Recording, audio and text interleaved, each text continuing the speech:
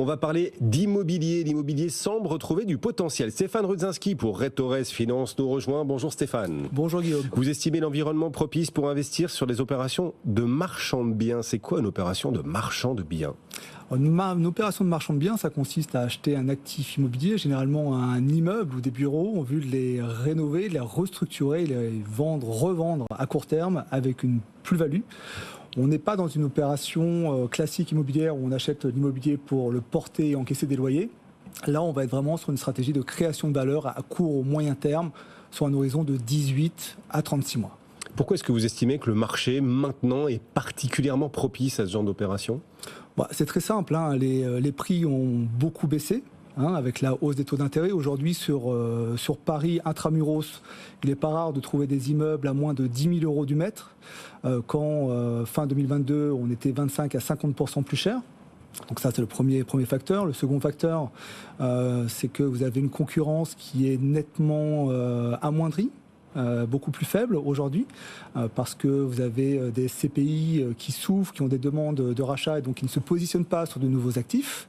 Vous avez également des opérateurs qui ont lancé des programmes de réhabilitation 2021-2022 qui ont acheté très cher leur immobilier, qui n'ont pas de sortie et donc qui n'arrivent pas à trouver du financement pour se positionner sur les nouvelles opérations.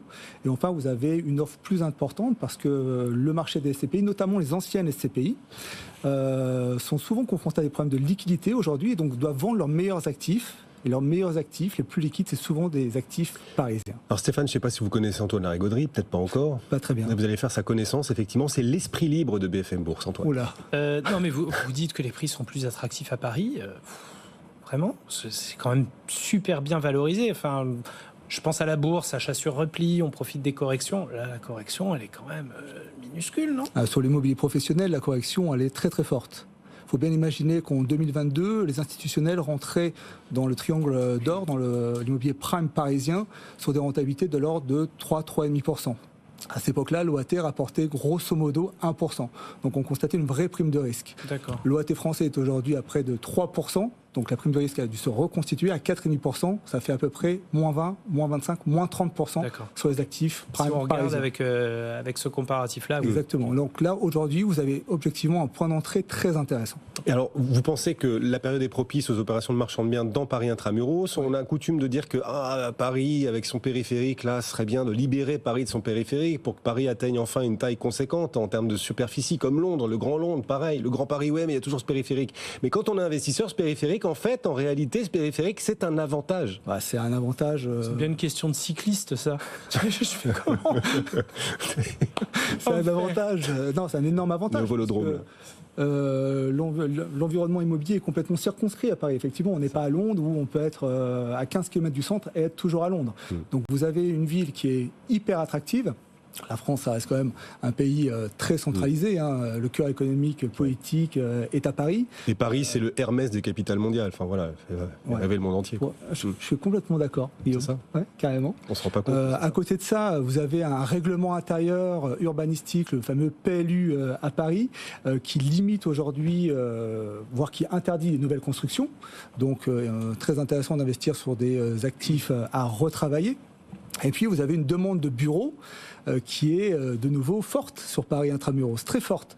Il faut bien imaginer que moi je suis chef d'entreprise, je travaille avec beaucoup de chefs d'entreprise. La majorité des chefs d'entreprise veulent voir revenir leurs collaborateurs au bureau.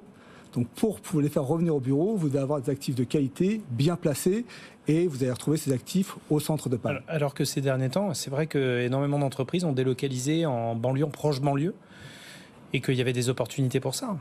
Oui, alors ça c'était le mouvement avant télétravail. Aujourd'hui, post-télétravail, tout le monde veut revenir dans Paris, tout le monde réduit sa surface, les entreprises veulent moins de mètres carrés, mais veulent de meilleurs mètres carrés. Vous pensez qu'on entre dans une ère post-télétravail ? Enfin, oui, il y a un retour au bureau là qui est en train de s'exercer, effectivement. Je pense qu'il y a un vrai retour au bureau qui est en train de s'exercer.